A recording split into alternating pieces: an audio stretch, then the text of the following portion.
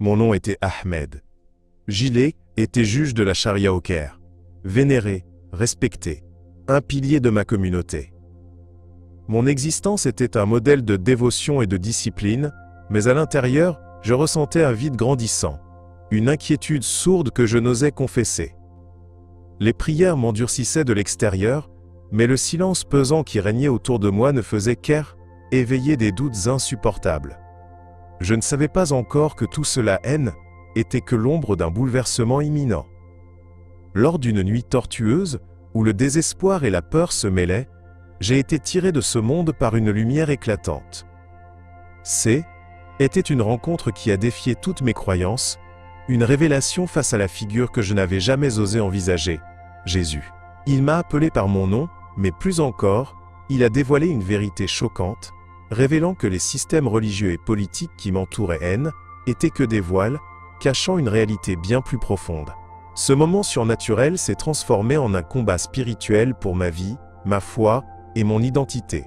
Les mots d'amour de Jésus ont bouleversé mes fondements, et j'ai compris que je n'avais pas honoré Dieu, mais j'avais servi un système qui enfermait des âmes, y compris la mienne. Chaque certitude s'est effondrée, me laissant dans un abîme de solitude et de rejet.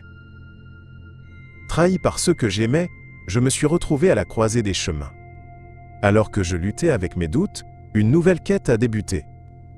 À l'abri des regards, je me suis plongé dans les Écritures, cherchant des réponses, découvrant des histoires d'autres âmes égarées, ayant trouvé la liberté. Était un voyage dangereux mais nécessaire, et chaque pas me rapprochait de la vérité qui était devenue ma croix. Aujourd'hui, je vous invite à rejoindre mon parcours. Car ce que j'ai découvert transcende mon histoire. C'est un appel urgent, une guerre spirituelle éclate, et vous en êtes peut-être la victime sans le savoir. Si vous ressentez ce besoin de vérité, n'hésitez pas à partager d'où vous nous regardez et quelle heure est-il chez vous. Et si vous aimez Jésus, abonnez-vous à notre chaîne Vérité de l'au-delà, car nous n'avons que commencé à dénouer les liens de cette illusion. Ce que je partage aujourd'hui pourrait bouleverser votre vie, tout comme cela a bouleversé la mienne. Dans cette école islamique rigide au Caire, je suis devenu l'un des juges de la charia les plus respectés. La tradition et l'obéissance règnent ici, créant un environnement empreint de gravité. Chaque jour, je m'asseyais dans ma salle d'audience, entouré par des visages respectueux, mais je savais qu'un silence pesant flottait dans l'air. Chacun de nous était conscient des normes à suivre, des attentes à satisfaire. Pourtant, au fond de moi, un sentiment d'angoisse grandissait. J'étais en proie à une guerre spirituelle que je n'osais pleinement exprimer. Les prières quotidiennes, jadis une source de réconfort, étaient devenues des rituels vides. Pendant que je récitais les versets sacrés, je ressentais une déconnexion avec Dieu. Mes doutes me taraudaient alors que je remettais en question l'enseignement que j'avais accepté sans réserve. Chaque prière semblait un écho de mon désespoir, et au fur et à mesure que mes pensées s'assombrissaient, un appel intérieur se faisait entendre. Je savais que je devais chercher une vérité plus profonde, mais cette recherche éveillait en moi une profonde peur. Qu'adviendrait-il si je découvrais quelque chose qui allait à l'encontre de tout ce que l'on m'avait appris? Un soir, alors que je m'isolais pour prier, une lumière éclatante a envahi la pièce, me plongeant dans une sérénité inexplicable. Dans cette lumière, j'ai vu Jésus. Sa présence, rayonnante et aimante, m'a touché d'une manière que je n'avais jamais ressentie. Lorsqu'il a prononcé mon nom, chaque compartiment de mon être s'est éveillé. Il a commencé à me révéler des vérités sur la tromperie au sein de notre société, sur agenda caché, qui manipulait nos vies. Des visions de douleurs et de luttes m'ont traversé, représentant les conséquences de cette manipulation, non seulement pour nous en tant qu'individus, mais pour l'humanité dans son ensemble. Je lus, écoutai parler avec ferveur, comprenant alors que mes préjugés et ma loyauté aveugle envers un certain ordre de pensée m'empêchaient de voir la vérité. Jésus m'a montré que la guerre spirituelle que je subissais, n'était pas seulement personnelle. Elle étendait à chaque coin de notre société. Les conflits et les divisions qui nous séparaient, n'étaient pas inévitables, mais le fruit d'une manipulation orchestrée par ceux qui possédaient le pouvoir. À chaque révélation, j'y éprouvais une combinaison de terreur et d'espoir. La vérité, bien que difficile à accueillir, semblait être une clé pour ouvrir les portes de l'éveil. De retour dans ma réalité, je savais que mes découvertes allaient me coûter cher. En tant que juge de la charia, ma voix avait un poids, mais je craignais que ma sincérité soit perçue comme une trahison. Ce dilemme grondait en moi alors que je rejoignais ma communauté le lendemain. Les attentes étaient élevées, et ce regard de respect, autrefois encourageant, se transformait progressivement en suspicion.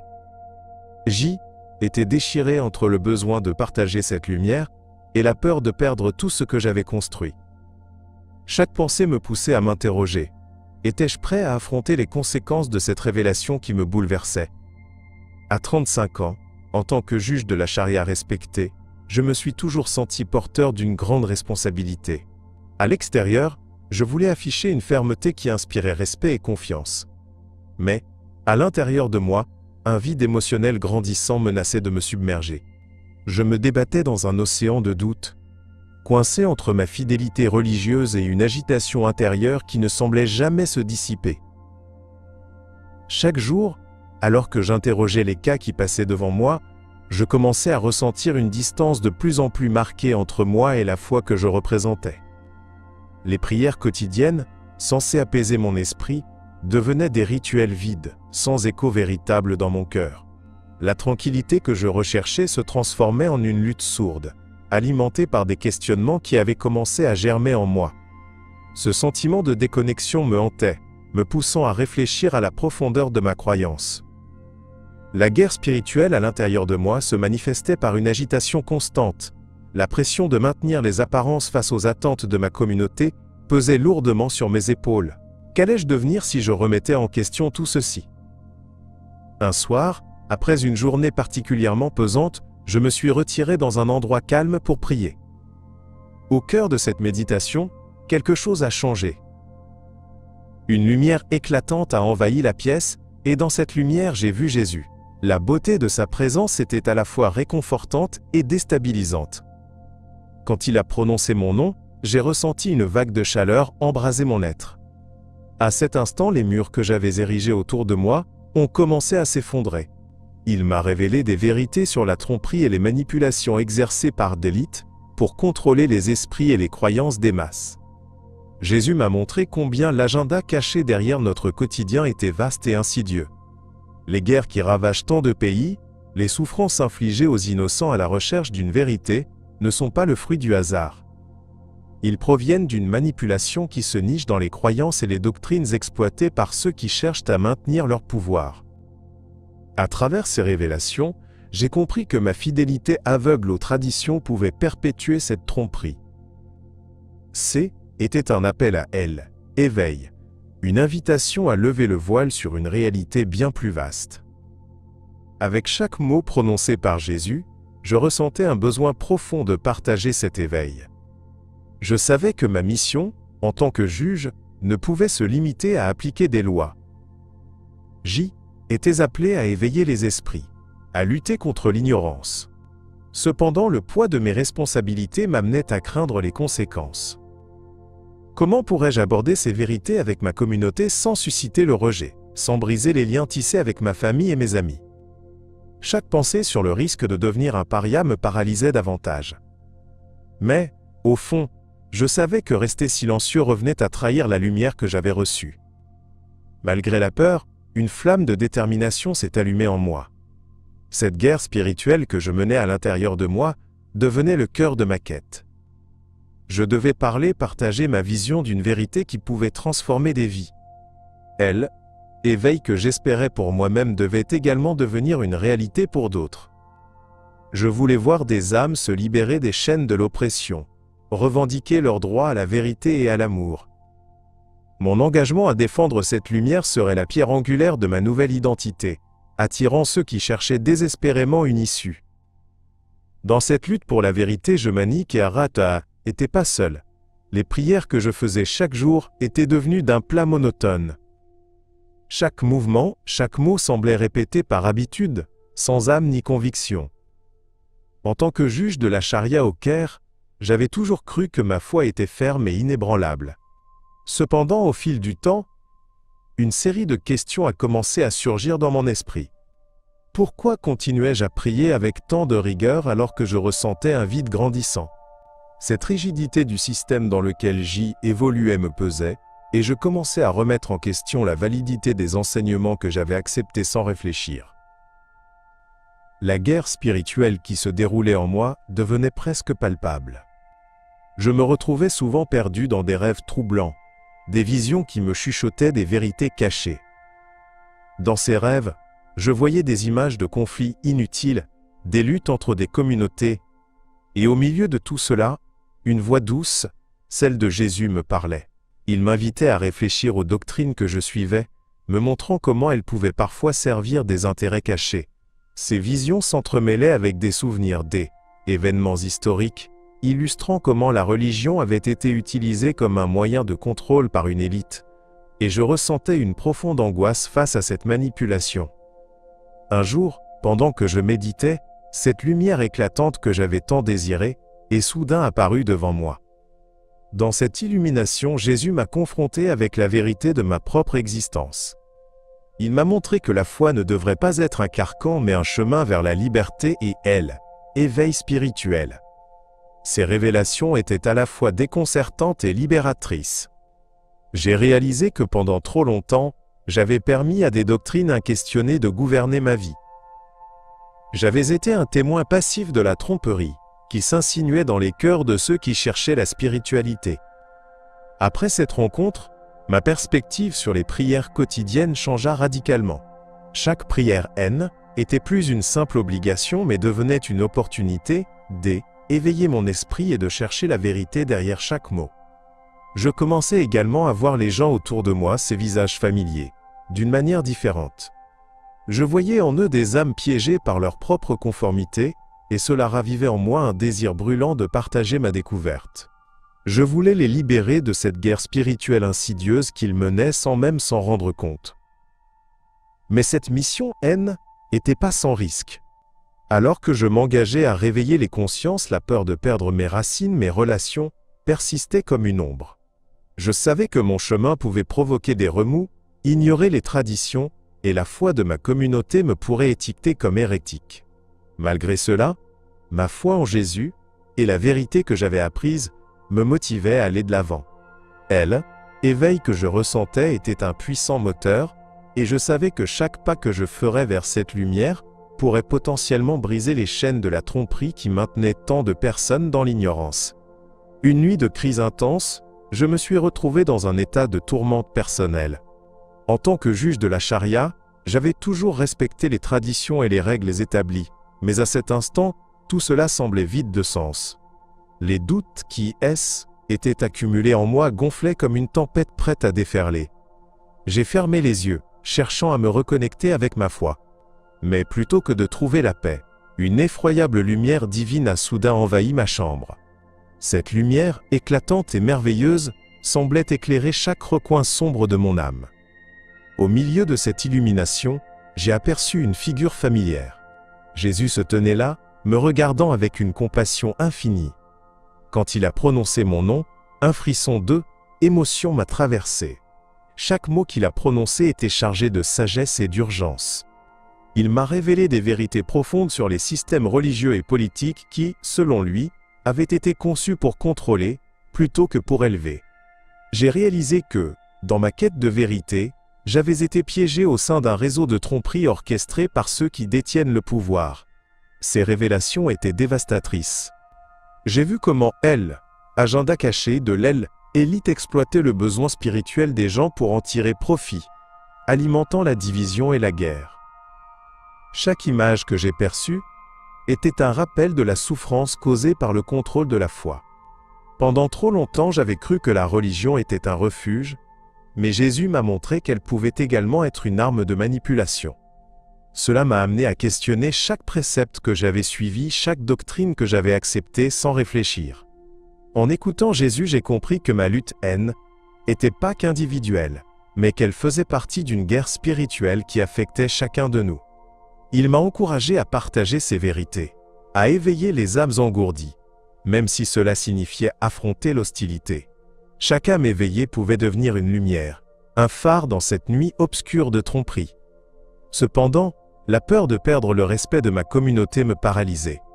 J'y était conscient que dénoncer ces injustices pouvait entraîner un rejet total de ma famille et de mes amis. Alors que la lumière de Jésus commençait à se dissiper, je réalisais que je devais agir. Cette expérience transcendantale avait été une révélation qui ne pourrait pas rester cachée en moi. Chaque minute qui passait sans que je parle devenait une trahison à la vérité que j'avais intégrée. Elle, éveil qui avait bu une fois de mes émotions, était désormais une force mobilisatrice. Je savais que la route serait semée d'embûches, mais j'y étais prêt à affronter cette guerre spirituelle avec courage, déterminé à faire entendre ma voix. Mon cœur était à la fois lourd de peur et léger d'une nouvelle conviction, prêt à libérer les esprits encore sous l'emprise des illusions. Après cette révélation, ma vie a basculé dans une direction que je n'aurais jamais pu imaginer. En tant que juge de la charia, Jacques Amejidaïki était respecté au sein de ma communauté. Mais ce respect s'est rapidement transformé en mépris lorsque j'ai commencé à partager mes nouvelles convictions. Mes proches ne comprenaient pas ce qui m'était arrivé. Ils me voyaient comme un traître, un hérétique qui avait osé remettre en question l'héritage religieux que nous avions toujours honoré. Ce rejet fut un coup dur, et j'ai dû affronter la solitude qui en résultait. La guerre spirituelle qui se déroulait en moi était devenue palpable, chaque accusation me plongeant un peu plus dans la culpabilité. Dans les jours qui ont suivi, je me suis retrouvé à errer dans les rues du Caire, submergé par des sentiments de désespoir. Je réfléchissais à la lumière que Jésus avait révélée, mais l'obscurité du mépris m'enveloppait comme une cape lourde. Je savais que la vérité que j'avais découverte avait le pouvoir de libérer des âmes, mais à quel prix ? Chaque regard que je recevais était un rappel du fossé qui était creusé entre moi et les gens que j'aimais. Leur hostilité m'affectait profondément. Comment pouvais-je leur faire comprendre que je ne cherchais pas à détruire notre culture, mais à élever vers une compréhension plus authentique de la foi? Les nuits étaient les plus difficiles. Dans le silence de ma chambre, les rêves troublants revenaient me hanter. Des visions de conflits, de divisions et de luttes souvent causées par la manipulation des élites se mêlaient à des images de Jésus qui continuaient de me parler. Il m'invitait à ne pas abandonner, à poursuivre ma quête de vérité. Chaque mot qu'il prononçait résonnait en moi comme un appel al-Kassaro, éveil. Mais au milieu de cette clarté, la douleur de l'isolement était une réalité constante. Je savais que je devais agir, mais chaque pas semblait me conduire vers un monde hostile. Avec le temps, malgré cette solitude, j'ai commencé à rencontrer d'autres personnes qui, comme moi, avaient ressenti ce vide. Ensemble, nous avons formé un petit cercle d'entraide, partageant nos vérités pour nous soutenir mutuellement dans cette guerre spirituelle. Les échanges étaient intenses, émouvants. Chaque discussion me permettait de me reconnecter à cette lumière que j'avais d'abord découverte dans mes rêves.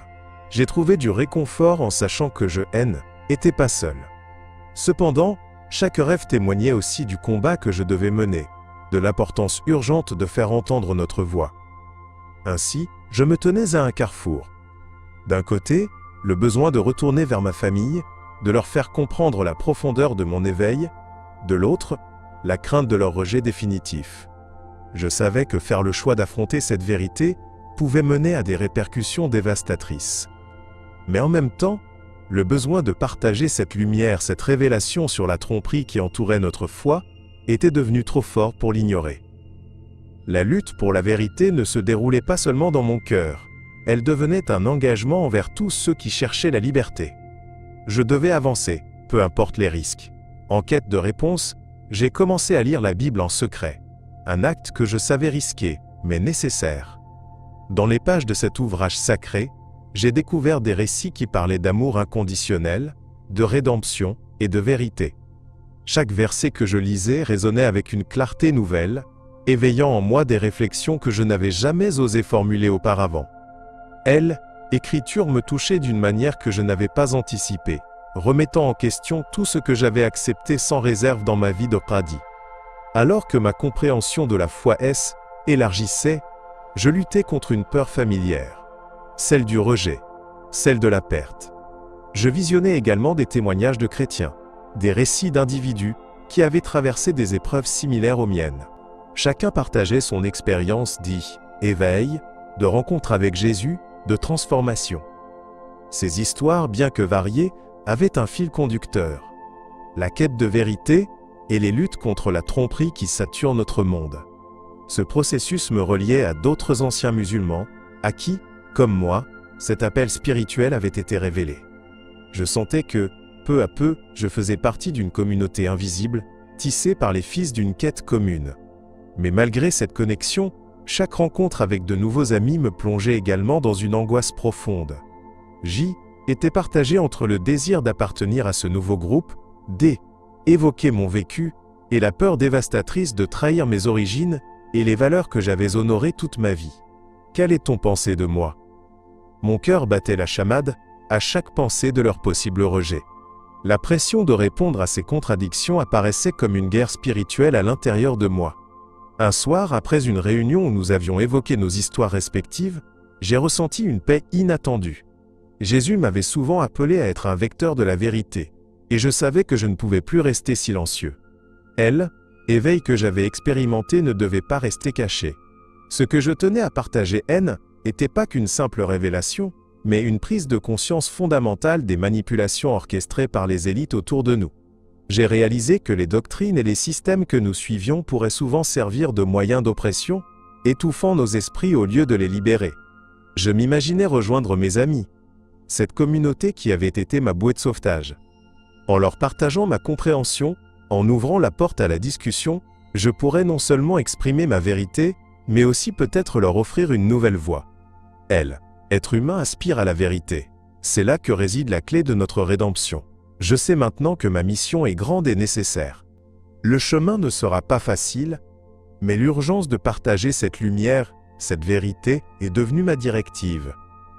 Mon cœur et mon esprit savent, à présent, que vivre authentiquement est le premier pas vers l'éveil pour moi et pour ceux qui m'entourent.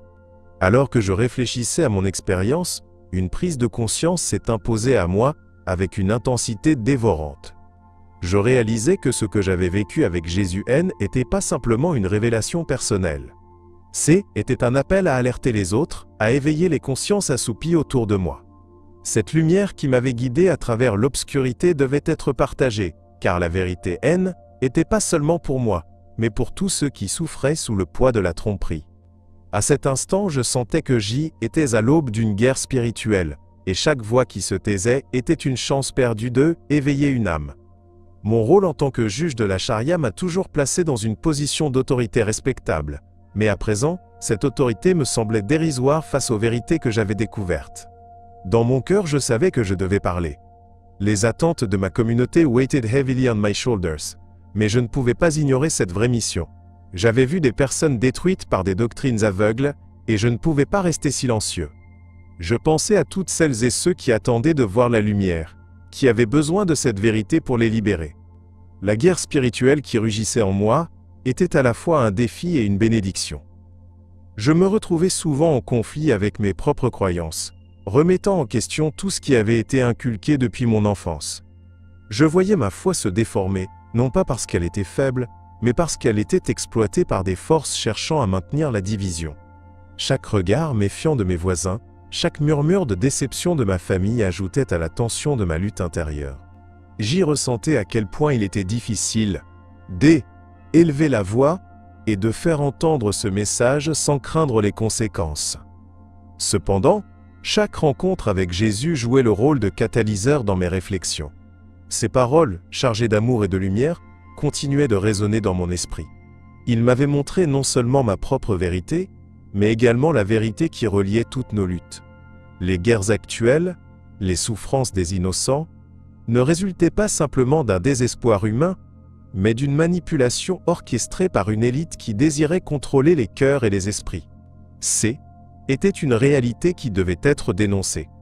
À chaque moment de prière, Jate Finou Moumem Adare éprouvait cette pression grandissante de mener cette bataille, d'affronter avec courage les ténèbres qui nous entouraient. Cette lutte pour la vérité devenait une partie intégrante de ma vie. Je commençais à chercher des alliés, à créer des liens avec ceux qui, comme moi, ressentaient le besoin d'éveiller les autres et de partager leur expérience. Chaque voix compte dans cette guerre spirituelle, et c'est ensemble que nous pourrions défaire les voiles de la tromperie. était déterminé à défendre cette lumière et à inspirer d'autres à faire de même.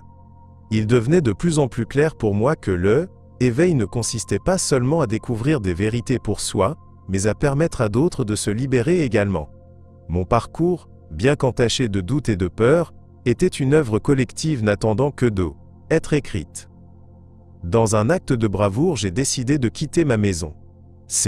Était un moment décisif, où je sentais que je risquais tout pour suivre l'appel de mon âme.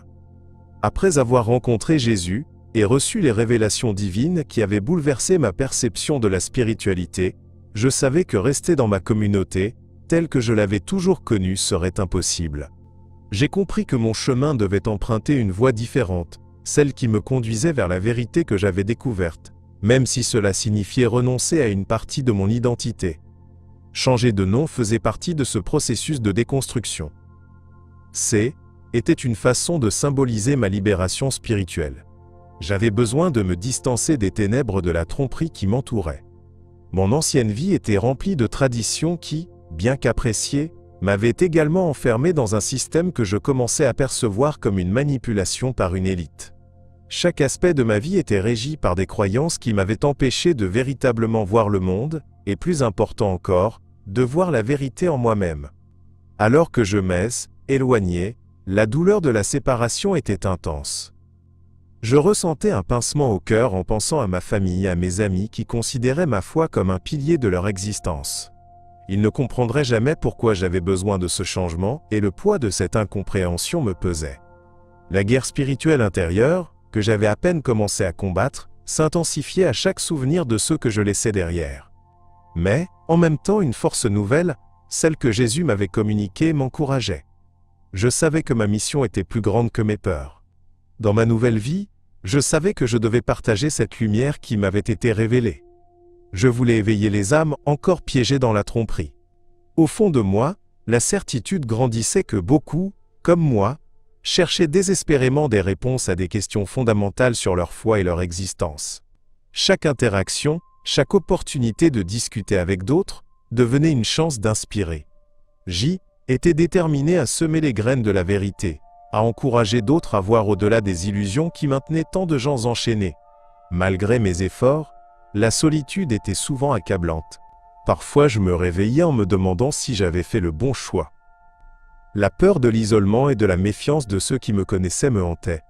Mais je prenais un moment pour me rappeler de la paix que Jésus m'avait apportée. Chaque prière, chaque réflexion sur ma nouvelle mission rappelait l'importance de cette quête.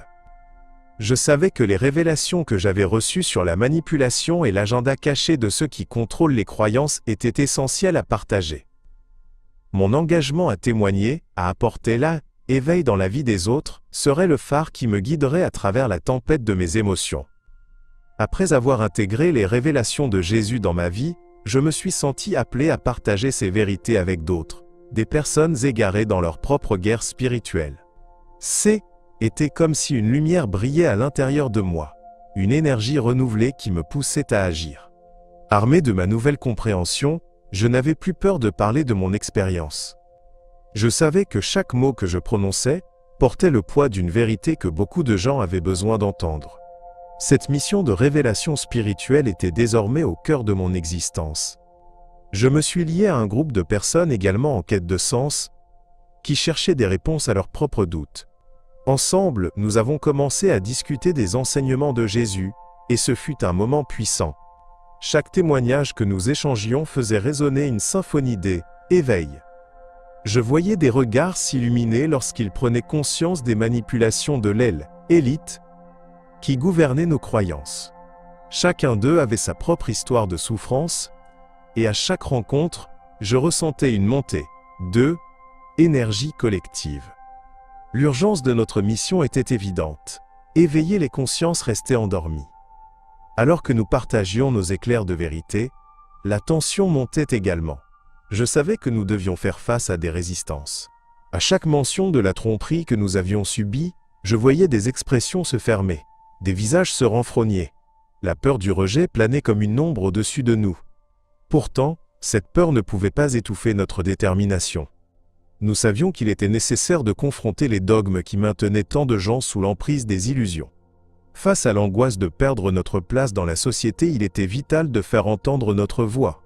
Au fur et à mesure que je prenais la parole lors de ces rencontres, je réalisais que chaque mot prononcé était un acte de résistance. Je parlais de la nécessité de révéler la vérité, d'ouvrir les yeux des autres sur ce que la guerre spirituelle impliquait réellement. Les conflits que nous pouvions observer, non seulement localement, mais à échelle mondiale, n'étaient pas uniquement des désastres à déplorer, mais aussi une leçon sur la manière dont la manipulation se produit à travers les croyances. Cette lutte pour éveil spirituel, devenait notre croisée de chemin. Je savais que si nous continuions à favoriser cette dynamique, nous pourrions transformer non seulement nos vies, mais aussi celles des générations futures. À chaque rencontre, je me sentais davantage lié à cette communauté de chercheurs. Nous étions unis par notre désir de vérité, par notre quête commune d'éveil face aux tromperies du monde. Mais à l'extérieur, la colère et le mépris de ceux qui étaient encore endormis se faisaient de plus en plus forts. Je devais faire face à mes propres peurs, celles d'être rejeté par ma famille, de me retrouver seul dans cette bataille. Cependant, en regardant autour de moi, je voyais des visages convaincus, des yeux brillants d'espoir. Et dans ce mélange d'émotions, je savais que je ne pouvais plus reculer.